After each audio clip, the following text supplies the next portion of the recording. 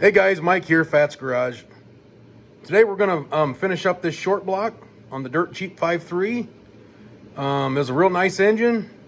We just had that bent rod. Number one hole. Don't know how it got bent. It was like that when I bought it. Piston was kind of messed up where it was hitting the crankshaft. The counterweight on the crankshaft. So what we done was, we're keeping it with the Dirt Cheap theme. So we got on eBay, found us a Gen 4 connecting rod that had a 5.3 dished piston in it. Looks like it's in pretty good shape. Reusing the bearings, ain't nothing wrong with the bearings. Reusing the rings, we're gapping them for boost. This is gonna be my son's engine. He wanted to gap them for boost, so that's what we're doing. We're gonna stay with the Dirt Cheap theme here and see how cheaply we can make this engine run. So right now, the engine, I had 70 bucks in the new rod and piston, and I had to buy a cam and crank sensor when I got the engine because it didn't have one in it.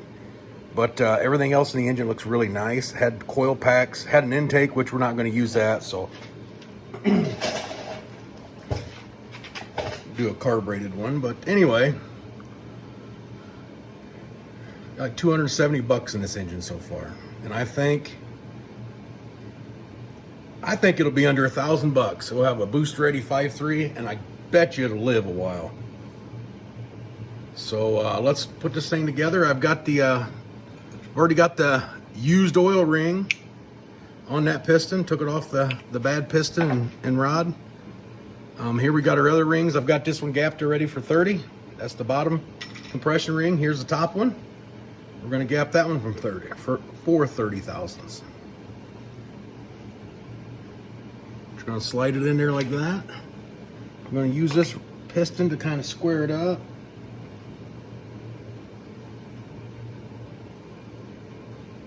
About like that.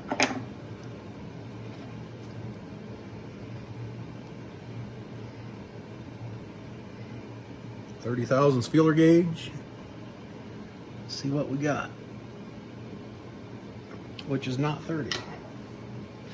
So we're gonna pull it out. We're gonna come over here to my Hillbilly workbench, which is the top of my freezer. Laugh all you want.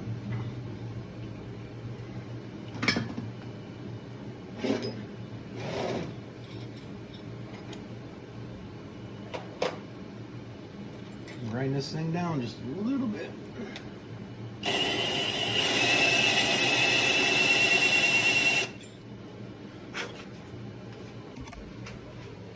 Let's fit her back in. See what we got.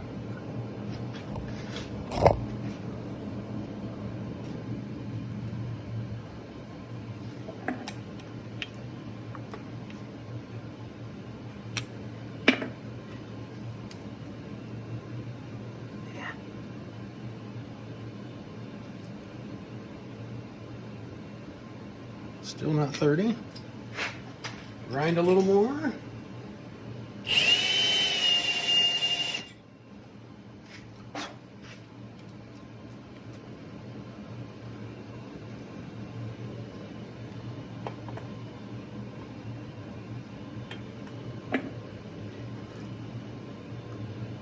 Oh yeah, 30 just slides in there. You guys can see that.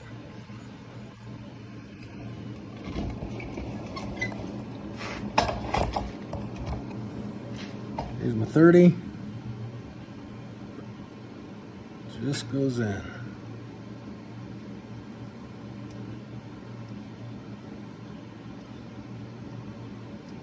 Maybe it's 31. She'll be fine.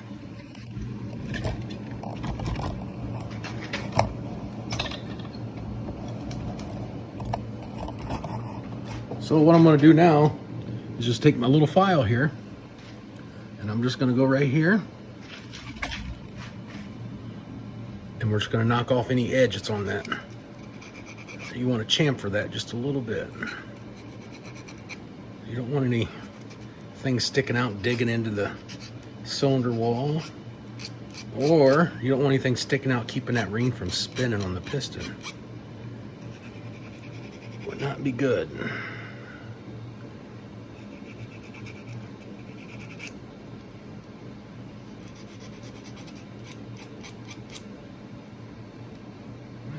little bit right there.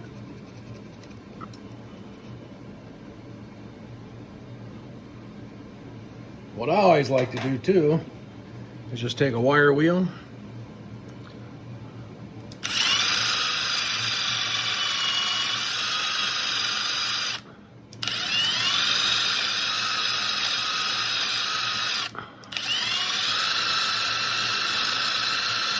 something like that.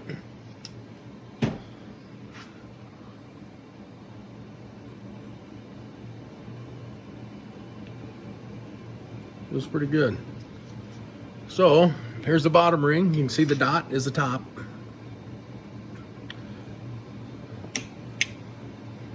I'm gonna go ahead. I'm even gonna use my ring expander tool.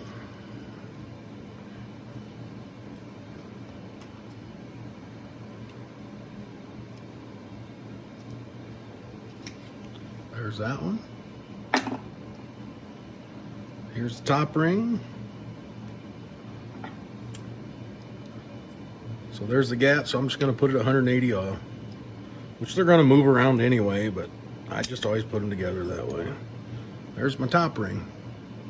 So we're gonna just slide a little bit of oil on there. And I did clean these grooves out too, guys. If you have a broken ring or something, put it in a pair of vice grips. I got a little flat washer here, works pretty good. Just go through there and clean all the carbon out so them rings can slide around easily. What I like to do is put some drops of oil in here. Put one in there in the oil ring. Put some in that one, there. Just a couple spots. I always put a couple drops there where the wrist pin's at.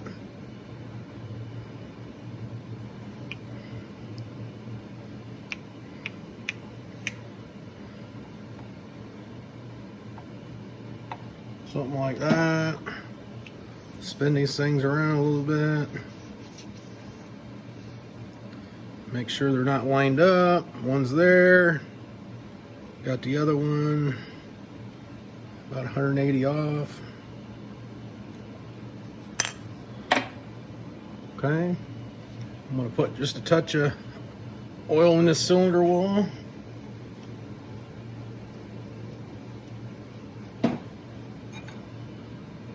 Got my ring compressing tool. These things are awesome. Super simple. So there's my dot. That's going to go towards the front of the engine.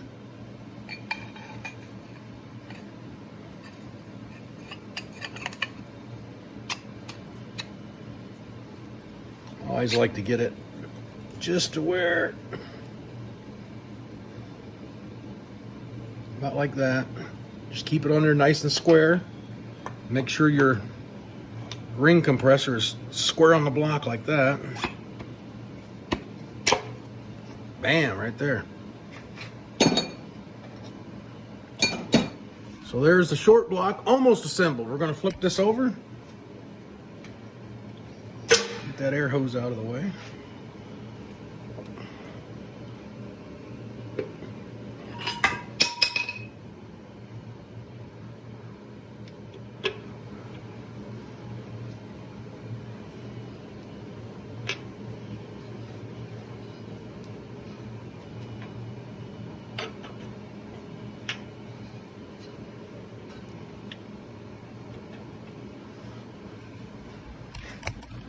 So there we are.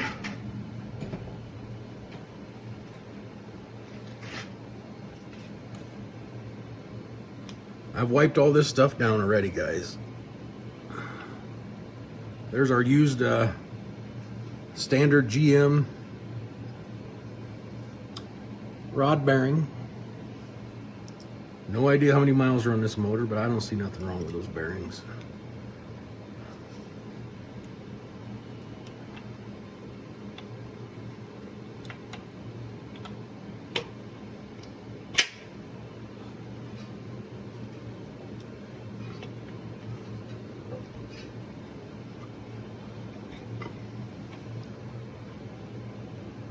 Put just a touch of assembly lube on there. The old Lucas fucking green snot.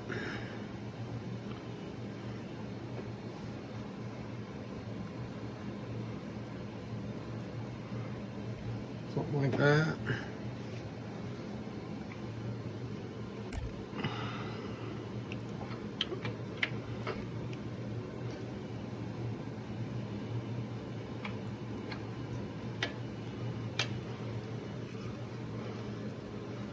Like that.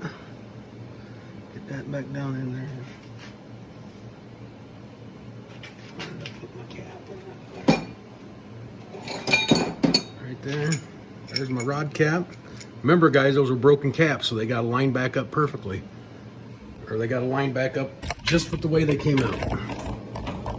And if you can see, if I can get the camera angle here.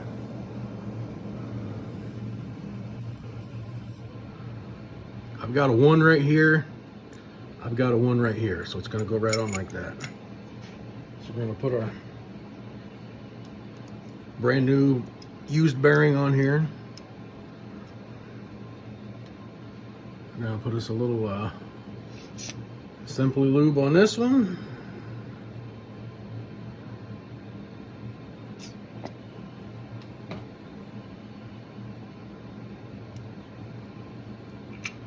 Something like that.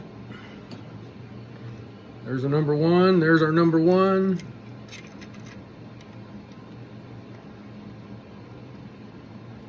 Just like that. Have this short block buttoned up pretty soon.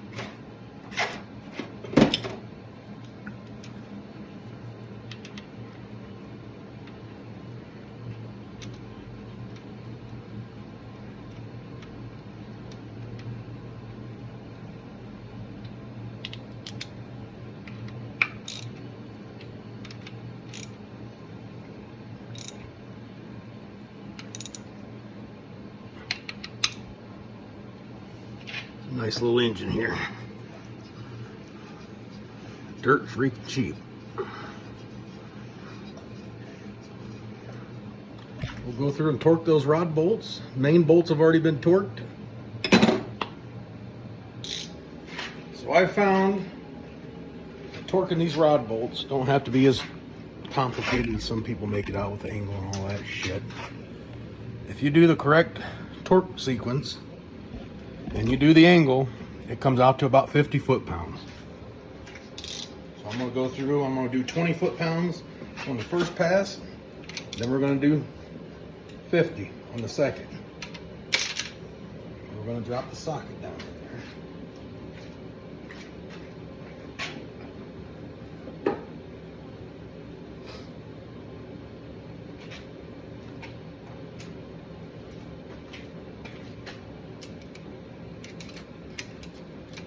Magnet man out here, he'll help us out. So 20 foot-pounds first pass.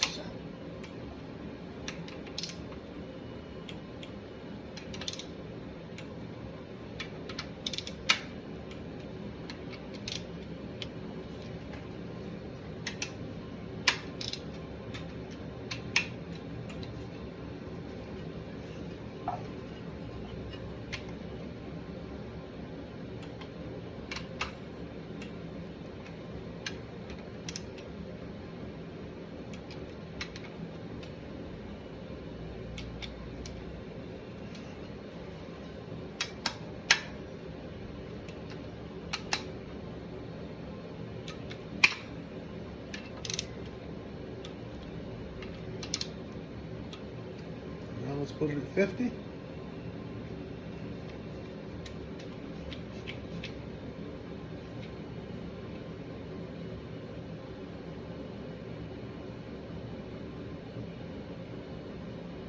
45.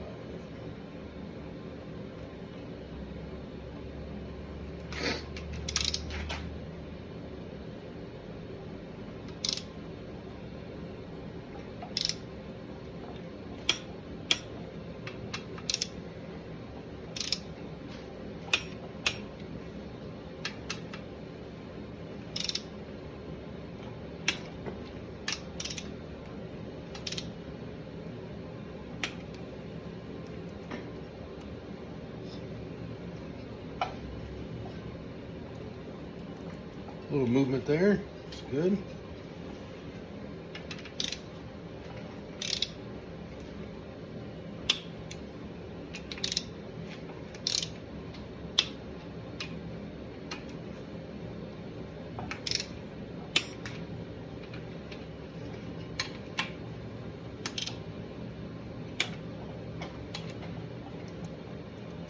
movement there.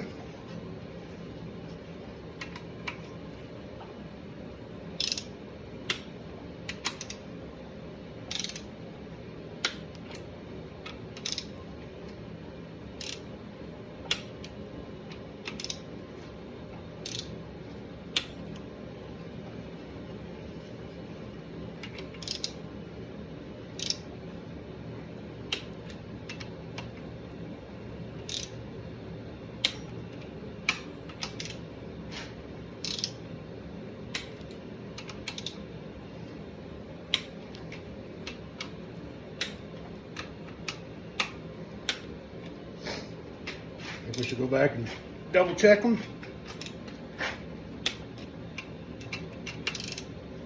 Nobody says I missed one.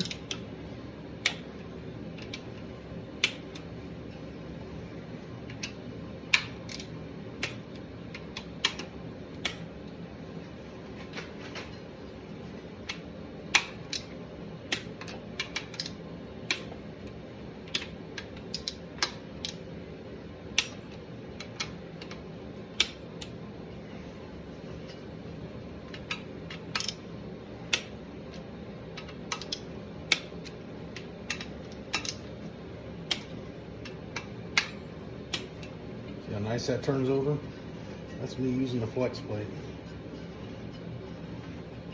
Nice little engine there.